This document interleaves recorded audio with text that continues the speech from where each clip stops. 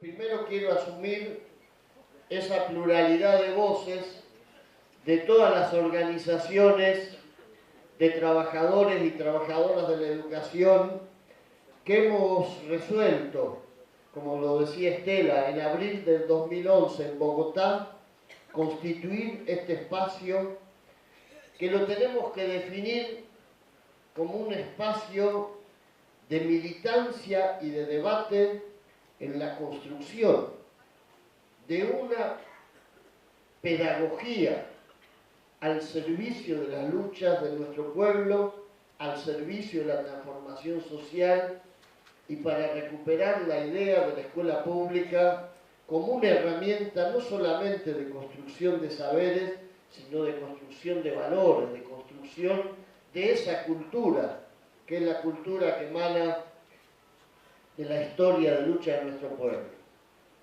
El movimiento pedagógico latinoamericano, al principio, nos puso en una discusión, porque es verdad que tenemos gobiernos que representan una enorme oportunidad de cambio en la región, pero también es verdad que tenemos gobiernos en América y tenemos muchos sindicatos docentes que están en esos gobiernos de América, en los que el neoliberalismo y las clases dominantes locales, en asociación con los grupos dominantes de, sobre todo, Estados Unidos y Norteamérica, siguen haciendo estragos en nuestro pueblo.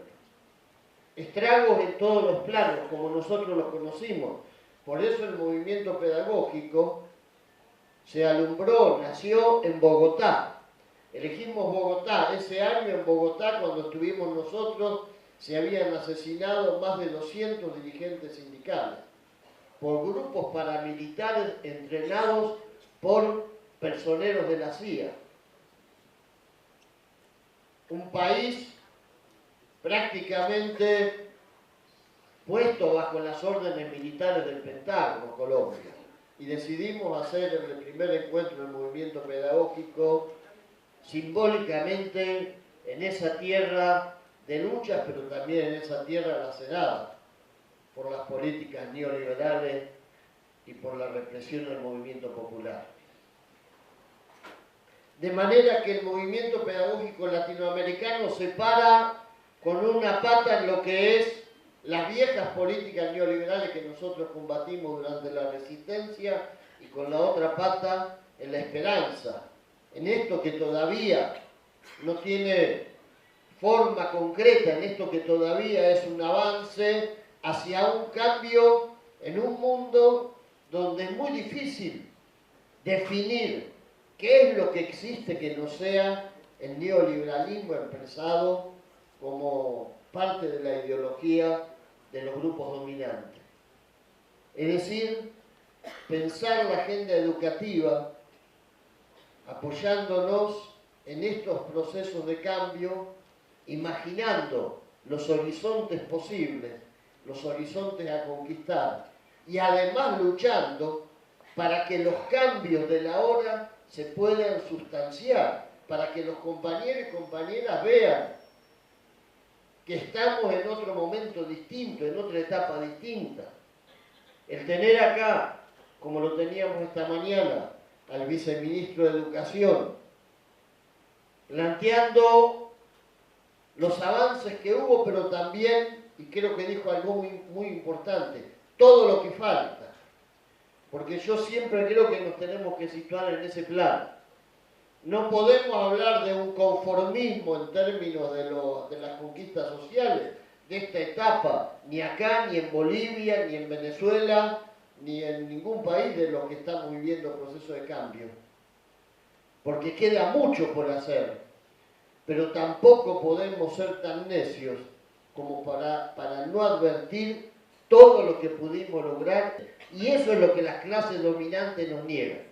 Para nosotros el presente perpetuo, no para ellos. Ellos tienen historia, que es la historia oficial, que es la que nos imponen a nosotros. Uno de los temas del movimiento pedagógico latinoamericano, entre otros. Pero tienen proyección de futuro. Y ellos saben que objetivamente, que el triunfo, el éxito de estos gobiernos, inevitablemente en un punto significa la amenaza concreta a los privilegios y sobre todo al sistema que a ellos les permite reproducir permanentemente el poder y los márgenes del privilegio. Y yo creo que eso es lo que estamos disputando en estos procesos que vivimos. Para mucha gente,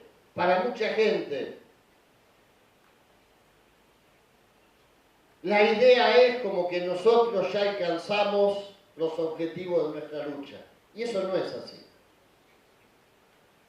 Muchos dicen, bueno, defienden al gobierno, son oficialistas, les parece que está todo bien y se acabó. Y no es así. Nosotros tenemos un profundo compromiso con la defensa de este gobierno. Sabemos lo que significa el odio de clase y sabemos el daño enorme de los grupos dominantes en nuestro país, en la historia de América y en la historia del mundo.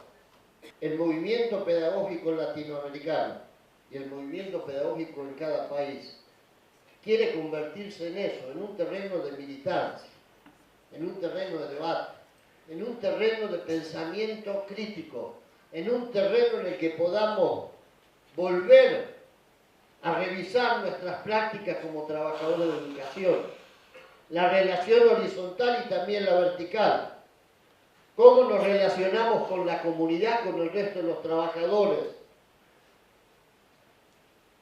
con nuestros propios compañeros, pero cómo nos relacionamos también verticalmente con el poder, con lo que representan el poder en términos de la estructura del sistema educativo.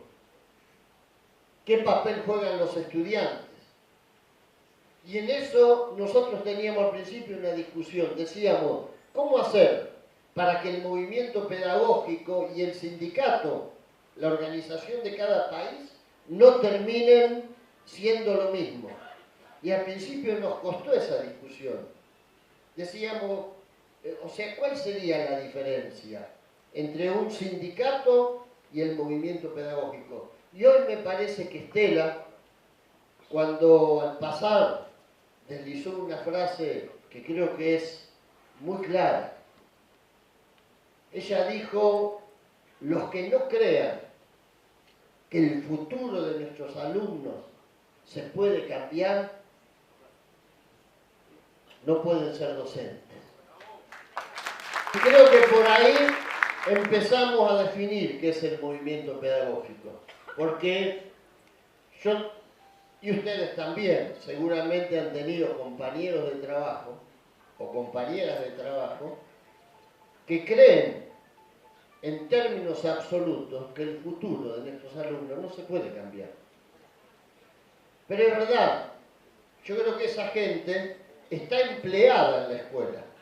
Yo he visto gente que de mala gana volvía a la escuela porque fracasaba en alguna actividad privada que había intentado, en algún otro trabajo afuera de la escuela, y volvía a la escuela. Y ya a las 2 semanas te dabas cuenta,